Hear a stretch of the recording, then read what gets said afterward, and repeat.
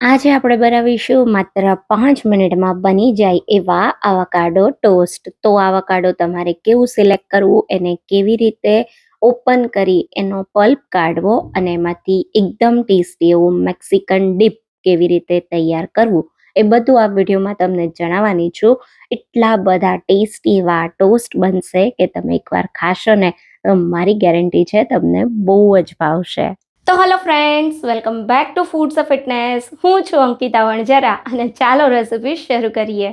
તો હવે સૌથી પહેલા ટેસ્ટી એવા આવાકાડો ટોસ્ટ તૈયાર કરવા મેં 2 મીડિયમ સાઇઝના આવાકાડો લીધા છે. માર્કેટમાંથી લાવો જ્યારે તમે આવાકાડો ત્યારે આ રીતના થોડા બ્લેક ઉપર હોય એવા પસંદ કરવાના, સાથે એની ઉપરની સ્કિન તમને થોડી શાઇની લાગવી જોઈએ. ઉપરના ભાગે આ રીતે હલકું પ્રેસ કરો કે આવાકાડોને ક્યાંય પણ તમે આ રીતે હળવા હાથે દબાવો તો એકદમ સોફ્ટ ના હોય એવા આવાકાડો પસંદ કરવાના.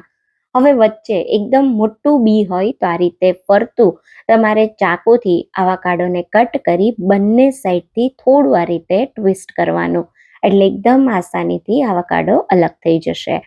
વચ્ચેના બીજને એકદમ આસાનીથી કાઢવા કોઈ ચપ્પુને આ રીતે એના ઉપર લગાવવાની અને પછી થોડું ચપ્પુને ઉપરથી ટ્વિસ્ટ કરવાનું, એટલે એકદમ ઇઝીલી એનું જે બી હશે એ પણ નીકળી જશે.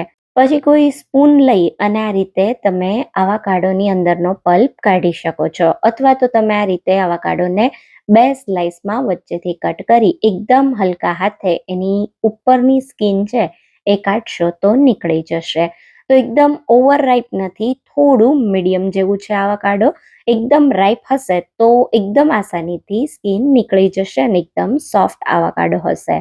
આવાકાડોને તમે સ્કિનથી અલગ કરો પછી તરત જ ઉપર 2-3 ટીપા લીંબુનો રસ ઉમેરી દો, જેથી બિલકુલ એ કાળો ના પડે.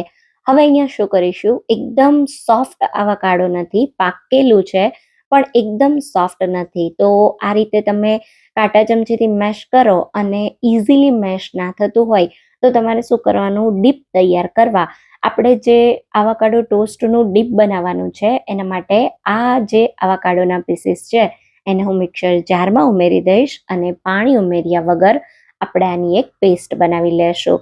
તો અહીંયા તમે જોઈ શકો છો, બિલકુલ પાણી ઉમેર્યા વગર મેં આવી અધકચરી એવી પેસ્ટ તૈયાર કરી લીધી છે. તો હવે આ ડીપને એકદમ ટેસ્ટી એવું તૈયાર કરવા એક નાનું મેં બારીક કાપેલું ટમેટું લીધું છે, સાથે એક નાની બારીક કાપેલી ડુંગળી લેશું. અહીંયા 1 થી 2 અથવા તમને જેવી તીખાશ જોવે એ પ્રમાણે લીલા મરચાં, 5 થી 6 કળી જેટલું બારીક સમારેલું લસણ અને 2 ટેબલ સ્પૂન જેટલા બારીક કાપેલા લીલા ધાણા ઉમેરીશું. 1 ટીસ્પૂન જેટલું અથવા સ્વાદ પ્રમાણે મીઠું, 1 ટીસ્પૂન જેટલો કાળા મરીનો પાવડર અને થોડો લીંબુનો રસ ઉમેરીશું. એકદમ સારી રીતે બધી જ વસ્તુને મિક્સ કરી લેશું. તો સવારના નાસ્તામાં પણ તમે આ ટોસ્ટ બનાવી શકો છો. આવાકાડો એકદમ હેલ્ધી ફ્રૂટ છે, તો આ રીતે તમે એક મેક્સિકન ડીપ તૈયાર કરી શકો છો. તો તમે જોઈ શકો છો એકદમ પરફેક્ટ એવું આપણું ડીપ તૈયાર થઈ ગયું છે. હવે ટોસ્ટ તૈયાર કરવા આ રીતની મેં અહીંયા ગાર્લિક બ્રેડની બ્રેડ લીધી છે. તમે ગમે તે વેરાયટીની પ્લેન બ્રેડ લઈ શકો છો, ફ્લેવરવાળી લઈ શકો છો, તમને જે પણ બ્રેડ ભાવતી હોય, મલ્ટીગ્રેન બ્રેડ લઈ શકો છો. એના ઉપર હલકું એવું બટર લગાવી અને એકદમ ક્રિસ્પી એવી તમારે બ્રેડને શેકવાની છે. તો હું તવા પર જ આ રીતે બ્રેડને બટર લગાવી અને રાખી દઈશ અને એકદમ સારી રીતે બંને બાજુથી એને ક્રિસ્પી કરી લઈશ. તો એક બાજુથી ધીમા ગેસ પર બ્રેડ ક્રિસ્પી થાય છે ત્યાં સુધીમાં ઉપરની સાઈડ થોડું બટર લગાવી દઈશું અને લગભગ ધીમા ગેસ પર 2 થી 3 મિનિટ અથવા એકદમ ક્રિસ્પી થાય ત્યાં સુધી થવા દેશું. એક બાજુથી સરસ બ્રેડ ક્રિસ્પી થઈ જાય એટલે આ રીતે સાઈડ ચેન્જ કરી દેશું અને બીજી બાજુ પણ એકદમ ક્રિસ્પી થવા દેશું. બ્રેડ એકદમ ક્રિસ્પી હશે તો તમને આ ટોસ્ટ ખાવાની બહુ જ મજા આવશે. તો અહીંયા તમે જોઈ શકો છો, માત્ર 5 મિનિટમાં એકદમ પરફેક્ટ બ્રેડની બંને સાઈડ પર ડિઝાઇન આવી ગઈ છે અને એકદમ બ્રેડ ક્રિસ્પી થઈ ગઈ છે. તો હવે ટોસ્ટ માટે તૈયાર થયેલી બ્રેડને આપણે એક પ્લેટમાં કાઢી લેશું અને હવે આપણે જે ડીપ તૈયાર કર્યું છે એનું એક થીક લેયર આ બ્રેડ પર કરતા જવાનું છે. તો તમે જે રીતે તમારે સર્વ કરવા હોય એ રીતે તમે આ ડીપ ઉપરની સાઈડ લગાવીને સર્વ કરી શકો છો.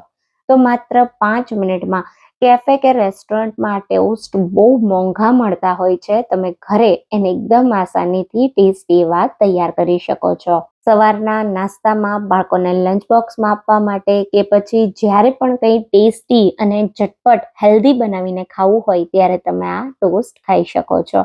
ઉપરથી થોડો ઓરેગાનો સ્પ્રિંકલ કરીશું. થોડા એવા આપણે સફેદ તલ સ્પ્રિંકલ કરીશું. થોડા હું ચીલી ફ્લેક્સ ઉમેરી દઈશ અને સાથે એકદમ સારા દેખાવ અને સ્વાદ માટે થોડા દાડમના દાણા સ્પ્રિંકલ કરીશું. લીલા ધાણા સ્પ્રિંકલ કરી તરત જ સર્વ કરો. બધાને આ ટોસ્ટ બહુ જ ભાવશે. એકવાર તમે ટ્રાય કરજો અને ટ્રાય કર્યા પછી રેસિપી તમને કેવી લાગે એ કમેન્ટમાં જરૂરથી કહેજો. અહીંયા તમે જુઓ, મને ફોટો પણ નથી પાડવા દીધો સાચીએ, અને તરત જ આ રેસિપીને ટેસ્ટ કરવા માટે લઈ ગઈ છે. તો તૈયાર છે ટેસ્ટી એવા આવાકાડો ટોસ્ટ. એકવાર બનાવજો, બધાને મારી ગેરંટી છે બહુ જ ભાવશે. આજની રેસિપી કેવી લાગી એ કમેન્ટમાં જરૂરથી કહેજો. રેસિપી ગમી હોય તો વિડીયોને લાઈક અને શેર કરજો. Thank you for watching.